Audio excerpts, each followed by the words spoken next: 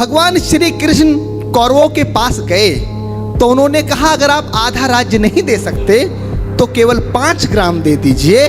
और इतना बड़ा हस्तिनापुर का साम्राज्य है, 5 गांव देना कोई बड़ी बात नहीं है। मैं 5 गांवों पर पांडवों को मना लूंगा और इस भीषण विध्वंस को दुर्योधन टाला जा सकता है। पर दुर्योधन ने भगवान श्री कृष्ण को अपमानित करके भगा दिया और बोल दिया कि ग्वाले यहां से भाग जा और उन 5 व्यक्तियों को बता देना कि बिना युद्ध के मैं सुई की नोक बराबर भी जमीन नहीं दूंगा।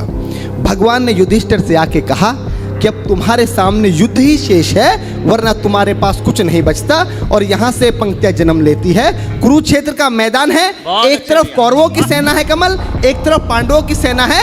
यहाँ से कविता जन्म लेती है कि तलवार, धनुष और पैदल सैनिक कुरुक्षेत्र में खड़े हुए। एक बिंब बनाता हूं, चित्र बनाता हूं कि तलवार, धनुष और पैदल सैनिक कुरुक्षेत्र में खड़े हुए, रक्त पिपासु महारथी एक दूसरे सम्मुख खड़े हुए।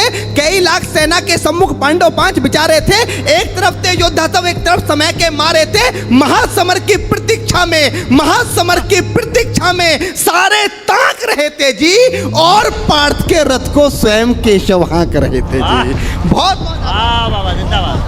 बस इतना आपका प्रेम मिलेगा तो मेरा काम चल जाएगा, क्योंकि जो बड़ी कविता होती है वो तालियों की मोहताज नहीं होती। कि और पार्थ के रथ को स्वयं केशव हाँक रहे थे जी, रणभूमि के सभी नजारे देखने में कुछ खास लगे। माधव ने अर्जुन को देखा, अर्जुन उन्हें उदास लगे। कुरुक्षेत्र का महासमर एक पल में तभी सजा डाला।